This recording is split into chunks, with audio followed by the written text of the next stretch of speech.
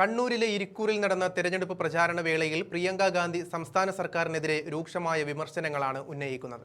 കേരളം ഭാരതത്തിലെ മറ്റ് സംസ്ഥാനങ്ങൾക്ക് വലിയൊരു മാതൃകയാണെന്നും ഇവിടുത്തെ മതസൗഹാർദ്ദവും സാമൂഹികമായ ഐക്യവും ലോകത്തിന് തന്നെ മാതൃകയാണെന്നും അവർ പ്രസംഗത്തിന്റെ തുടക്കത്തിൽ വ്യക്തമാക്കുന്നു. ലോകത്തിന്റെ ഏതു കോണിൽ പോയാലും മലയാളികളെ കാണാറുണ്ടെന്നും അത് തനിക്ക് വലിയ അഭിമാനമാണ് നൽകുന്നതെന്നും പറയുന്ന പ്രിയങ്ക, വിവേകമുള്ള വിദ്യാസമ്പന്നരായ യുവാക്കളാണ് കേരളത്തിന്റെ ഏറ്റവും വലിയ സമ്പത്തെന്നും ഓർമ്മിപ്പിക്കുന്നു. എന്നാൽ ഈ സമ്പന്നമായ പാരമ്പര്യമുള്ള കേരളത്തിലെ ജനങ്ങൾ ഇപ്പോൾ അഴിമതിയുടെയും കുത്തകവൽക്കരണത്തിന്റെയും ഇരകളായി മാറിയിരിക്കുകയാണെന്ന് അവർ ആരോപിക്കുന്നു. കഴിഞ്ഞ 10 വർഷമായി അഴിമതിയും അത്യാഗ്രഹവുമാണ് ഈ സംസ്ഥാനത്ത് നടന്ന ഭരണത്തിന്റെ മുഖമുദ്രയെന്നും അവർ കുറ്റപ്പെടുത്തുന്നു. ലോകത്തെ തന്നെ ഏറ്റവും മികച്ച ആരോഗ്യ പ്രവർത്തകരും ഡോക്ടർമാരും മലയാളികളായിട്ടും കേരളത്തിലെ ആരോഗ്യരംഗം തകർച്ചയിലാണെന്ന് അവർ ചൂണ്ടിക്കാട്ടുന്നു.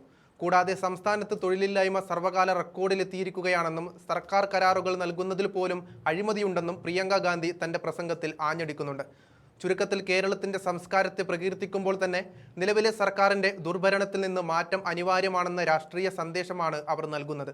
എന്തായാലും ആ വീഡിയോ ചേർക്കുന്നുണ്ട്, കണ്ടു നോക്കാം. കേരളമാണ് ഈ രാജ്യത്തുള്ള ഒരേ ഒരു സംസ്ഥാനം. അത്രയേറെ സാധ്യതകൾ ഇവിടെയുണ്ട്. നിങ്ങൾ ഈ രാജ്യത്തിന്റെ മറ്റ് സംസ്ഥാനങ്ങൾക്ക്, മറ്റ് പ്രദേശങ്ങൾക്ക് ഒരു മാതൃകയാണ്. Your social fabric in which for centuries people of all religions, everybody has lived together.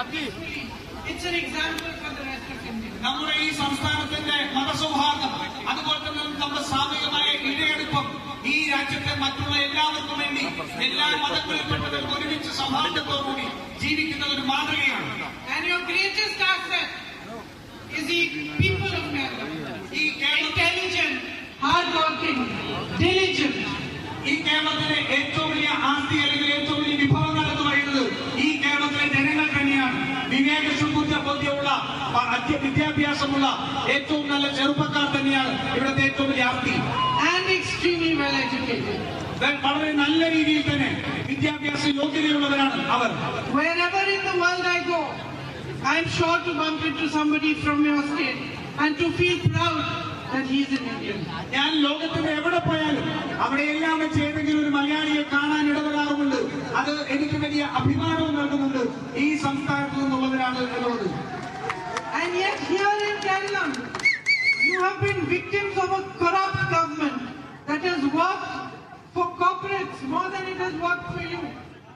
പക്ഷേ അതിന്റെ ഒരു വിരോധാഭാസം എന്ന് പറയുന്നത് നമ്മുടെ ഈ കേരളത്തിൽ നിങ്ങൾ എല്ലാവരും അഴിമതിയുടെയും കുത്തകവൽക്കരണത്തിന്റെയും ഒരു സർക്കാരിന്റെ ദുർഭരണത്തിന്റെ ഇരകളാണ്.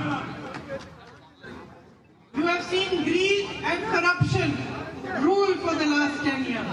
നിങ്ങൾ കണ്ടിട്ടുണ്ട് കഴിഞ്ഞ 10 വർഷം അഴിമതിയും അതുപോലെ തന്നെ അത്യാഗ്രഹവുമാണ് ഈ സംസ്ഥാനത്തെ ഭരിച്ചത്. Look at the healthcare system. The whole healthcare system is crumbling. Even though the best nurses, doctors in the world are from Kerala. നിങ്ങൾ കേരളത്തിലെ ആരോഗ്യ രംഗത്തെ നോക്കുക.